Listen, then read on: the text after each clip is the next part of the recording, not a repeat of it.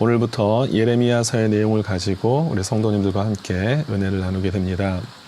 흔히 예레미야 선지자를 가리켜서 눈물의 선지자라고 이렇게 부르는 것을 들어보셨을 텐데요. 물론 다른 선지자들도 눈물의 기도가 있었죠. 하지만 특별히 그가 눈물의 선지자로 불리게 된 특별한 이유가 무엇일까요? 여기에는 우리 다른 선지자들이 갖지 못한 특별한 시대적 배경이 있기 때문입니다. 본문 2절과 3절을 보니까 예레미야가 활동한 시기를 알려주고 있는데요. 남유다의 16대 왕이었던 요시야 왕 13년 때부터, 그리고 남유다의 마지막 왕이었던 시드기야 왕 11년 말까지 약 한 41년간 활동한 것으로 소개하고 있습니다. 그렇다면 이 시기에 남유다의 상황이 어땠을까요? 이것이 굉장히 중요한 포인트가 됩니다. 이 시기는 남유다를 둘러싼 주변 국가들의 세력 다툼이 절정에 이르는 때였습니다. 바벨론이라는 신흥 국가가 서서히 힘을 드러내면서 당시 최강국이었던 아수르를 위협하게 됩니다. 그런데 이 상황을 지켜보고 있던 남쪽에 있는 애굽왕 느고 2세는 바벨론 세력의 확장을 경계하게 되죠. 따라서 바벨론 세력을 초기에 무력화시키기 위해 전쟁을 벌이기로 결정하고 북진하게 됩니다.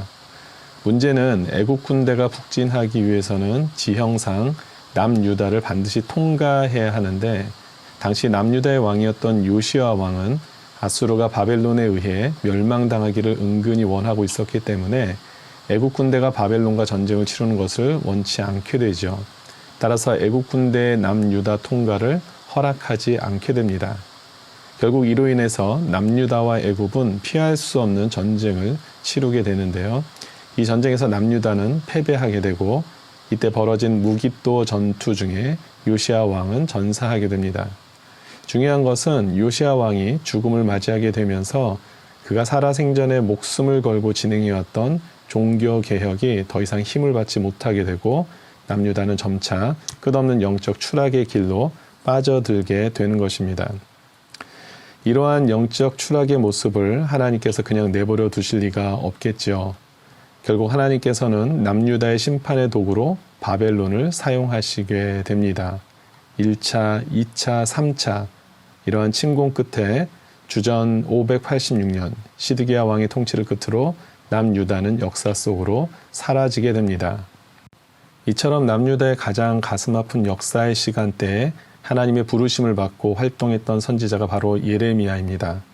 특별히 예레미야의 전달 내용은 지금까지 다른 선지자들과는 차원이 다른 말씀을 전해야만 했습니다. 본문 10절의 말씀처럼 예레미야가 전해야 하는 메시지는 파괴와 파멸에 대한 것입니다.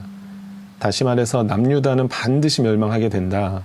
그러니 바벨론에 더 이상 대항하지 말고 항복하라 라는 메시지입니다. 물론 회복에 대한 메시지도 있죠. 하지만 그것은 먼저 바벨론에 의해 멸망당하고 70년의 시간이 흐른 뒤에 나타나는 회복의 역사였기 때문에 예레미야 심정은 참담하기 그지없었을 것입니다. 그러니 예레미야 눈에서 눈물이 그칠 수가 없었겠죠. 앞으로 예레미야서를 한 장 한 장씩 우리가 묵상하는 가운데 하나님께서 하나님의 백성들이 죄악 가운데서 끝내 돌아서지 않을 때 어떻게 그들을 대하시고 또한 그들을 다시 어떻게 회복시키시는지를 우리가 확인하시게 됩니다. 오늘은 먼저 하나님께서 예레미야를 선지자로 세우시는 장면을 통해서 하나님의 은혜를 우리가 깨닫고 또한 영적인 도전을 받게 되기를 바랍니다. 하나님께서 예레미야에게 가장 먼저 말씀하신 내용이 있습니다. 5절 말씀을 보니까 내가 너를 모태에 짓기 전에 너를 알았고 네가 배에서 나오기 전에 너를 성별하였고 너를 여러 나라의 선지자로 세웠노라 라고 말씀하십니다. 여러분, 이 말씀의 의미가 무엇일까요? 하나님의 역사는 갑자기 우연히 즉흥적으로 어쩔 수 없이 이루어 가시는 것이 아니라 하나님의 영원하신 계획 속에서 이루어졌다는 사실입니다. 다시 말해서 하나님의 온 우주 만물의 창조 계획 속에 이미 예레미야를 거룩한 자녀로 택하시고 준비시키셨다는 것이죠. 이 이야기를 들은 예레미야의 반응이 6절에서 소개되고 있는데요. 슬프도소이다 주 여호와여 보소서 나는 아이라 말할 줄을 알지 못하나이다. 무슨 말입니까? 당시 시대적인 상황으로 보나 자신의 능력으로 보나 하나님께서 맡겨주신 이 선지자의 사명을 감당하기에는 도무지 엄두가 나지 않는 것이죠. 따라서 두렵고 떨리는 일들은 너무나 당연한 부분일 것입니다. 이러한 마음을 하나님 앞에 지금 호소하고 있는 것이죠. 종종 성경 속에서 하나님의 부르심을 받은 자들의 그런 리액션이 이와 같은 경우들을 보게 되는데요. 대표적인 인물 중에 모세가 있죠. 모세 역시 하나님의 부르심 앞에서 뭐라고 얘기를 합니까? 출애굽기 4장 10절 말씀을 보면 오 주여 나는 본래 말을 잘하지 못하는 자니이다. 주께서 주의 종에게 명령하신 후에도 역시 그러하니 나는 입이 뻣뻣하고 혀가 둔한 자니이다. 이렇게 고백을 하고 있죠. 솔로몬도 왕으로 세움을 받게 될 때 이런 고백을 합니다. 열왕기상 3장 7절의 말씀인데요. 나의 하나님 여호와여 주께서 종으로 종의 아버지 다윗을 대신하여 왕이 되게 하셨사오나 종은 작은 아이라 출입할 줄을 알지 못한다. 이렇게 고백을 하고 있습니다. 사실 우리도 신앙생활 중에 이러한 고백과 호소가 있을 때가 있죠. 주님께서 맡기신 일들 앞에 우리의 모습을 보면 너무나 작고 보잘것없는 어린아이와 같아서 쉽게 하나님의 뜻을 받기 어려운 때들이 있습니다. 이때 주님께서 예레미야에게 중요한 말씀을 주시게 되는데 이 시대를 살고 있는 저와 여러분들에게도 특별히 하나님의 뜻 가운데서 이 머뭇거리고 있는 상황에 계신 분들이 계신다면 동일한 음성으로 받고 도전받을 수 있게 되기를 바랍니다. 첫 번째, 하나님께서 이렇게 말씀하세요. 아이라 말하지 말고 그리고 두려워하지 말라.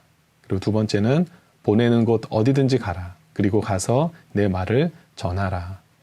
자, 이 내용들을 한 대로 묶어보면 어떤 의미를 담고 있는가 하면 하나님의 일은 인간의 능력으로 감당하는 것이 아니라는 것이죠.